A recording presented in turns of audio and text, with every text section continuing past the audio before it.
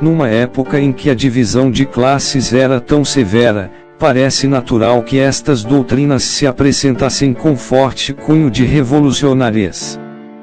Quanto às acusações do padre Barruel, penso que seja oportuno a elaboração de outro trabalho, em continuidade a este. Segundo um autor, no século XVII o clero da França possuía 9.000 castelos, 250.000 grénias, 900.000 geiras de vinhedos, medida agrária francesa que varia de 3.419 metros quadrados a 5.107 metros quadrados. A estimativa é de que o clero tinha a posse de 1/7 dos bens imobiliários da França. Possivelmente grande parte destes bens fora propriedade da Ordem dos Templários. Já em relação à crença dos maçons, que se autoproclamam os autores da Revolução Francesa, a pesquisa realizada por Nicolas Aslan autoriza dizer que os irmãos que assim pensam estão equivocados. A afirmação parte da simples razão de que jamais o Grande Oriente de França descumpriria os preceitos saprímos da instituição, quais sejam os seus landmarks, notadamente aqueles conhecidos como os deveres de um maçom e que constam das constituições maçônicas de 1723, também chamados landmarks de Anderson. Encontramos ali que o maçom deve ser pessoa pacífica, submeter-se às leis do país onde estiver e não deve tomar parte nem deixar-se arrastar por motins ou conspirações deflagradas contra a paz e a prosperidade do povo, nem mostrar-se rebelde à autoridade, porque a guerra, o derramamento de sangue e as perturbações da ordem têm sido sempre funestas para a maçonaria.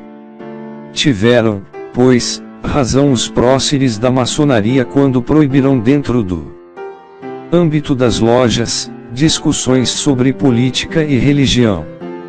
Sabiam por experiência própria, depois de 2 séculos de guerras civis político-religiosas, que tanto a religião como a política, são crenças que se radicalizam com facilidade, pondo em perigo os princípios de fraternidade, tornando os homens inimigos entre si.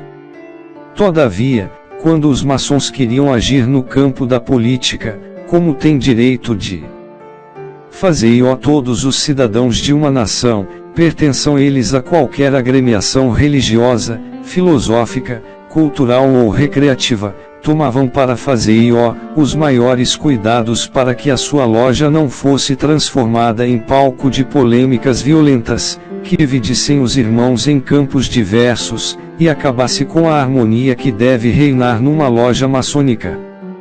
Por isso, os que perseguiam objetivos diferentes daqueles preconizados pelas lojas maçônicas, criavam fora do âmbito das mesmas, as associações que se encarregariam de pugnar pela ideia por eles objetivada.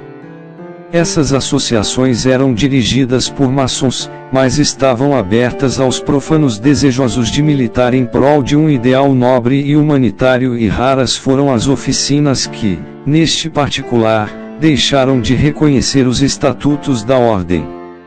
Haviam também sociedades secretas, em cujo seio eram permitidas as discussões de caráter político e religioso.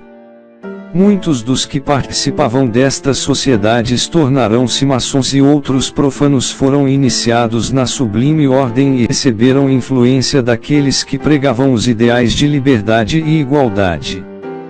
Particularmente na França, uma dessas sociedades que mais influenciou seus adeptos era conhecida por Iluminados da Baviera, liderados por Adão Weishaupt, professor de Direito Canônico da Universidade de Ingolstadt e que tinha sido aluno da congregação jesuíta, sendo que mais tarde foi admitido maçom. O mesmo aconteceu na Itália, onde a maçonaria tinha se constituído em privilégio das classes elevadas e instruídas, assumindo um cunho aristocrático e doutrinário. Quando os italianos iniciaram a sua campanha para a unificação de sua pátria, surgiu o carbonarismo. Com efeito, não houve, como se apregou, dentro dos templos maçônicos, uma deliberação para que fosse deflagrada uma revolta contra o status quo. Quanto ao papel exercido pelo Grande Oriente de França na direção e na orientação dos acontecimentos políticos, afirma Aslan que ele foi absolutamente nulo, e isto se deu por razões de disciplina interna de equidistância entre as várias maneiras de pensar das lojas e dos maçons. Outro argumento contundente no sentido de que a Revolução Francesa não foi obra da maçonaria é que após implementadas as reformas sobrevieram os anos negros, em que a ordem foi vítima dos revolucionários, anos nos quais, segundo Aslan, se viu maçons sacrificarem os seus próprios irmãos. Alucinados que estavam pelo poder, porque o poder, durante aquele triste período, era também a garantia de vida. Em que pese todos estes fatos, não podemos esquecer que a Revolução Francesa foi a matriz onde foram geradas as franquias e as liberdades que são o ornamento da civilização ocidental. Entendo que os ideais da maçonaria podem muito bem ter sido defendidos no âmbito da Assembleia Nacional Constituinte, principalmente na elaboração do texto da Declaração Universal dos Direitos do Homem e do Cidadão, visto o grande número de deputados pertencentes à ordem. No Brasil a maçonaria foi política e que as primeiras lojas maçônicas surgidas no país foram simples sociedades políticas.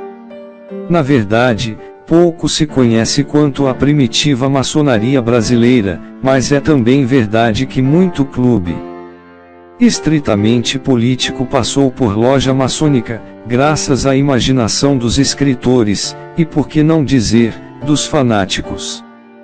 Contudo, na Inglaterra dos princípios do século XVIII, o problema mais agudo era moral, e por isso o primeiro landmark começava com a palavra: um maçom é obrigado, pela sua dependência à ordem, a obedecer à lei moral. Na América, o problema se apresentava com aspectos diferentes. Tratava-se de liberar o novo mundo do colonialismo europeu. Essa é a razão por que no continente americano a maçonaria assumiu tendências nitidamente políticas. Um comentário final, que é a síntese do exaustivo trabalho de pesquisa empreendido pelo irmão Nicola Aslan, e que pode ser utilizado frente a uma infinidade de outras lendas que cercam a maçonaria, se a Revolução Francesa tivesse sido concebida dentro das lojas maçônicas, os seus mentors teriam simplesmente agido flagrantemente de forma contrária às leis máximas da sublime instituição, o que retiraria do ato qualquer motivo de regozijo pelos maçons. Como um dos preceitos de nossa ordem é a investigação constante da verdade, cabe como uma luva a afirmação de Henri Poincaré, matemático francês, que viveu de 1854 a 1912, no sentido de que duvidar de tudo ou crer em tudo são duas soluções igualmente cômodas, que nos dispensam, ambas, de refletir.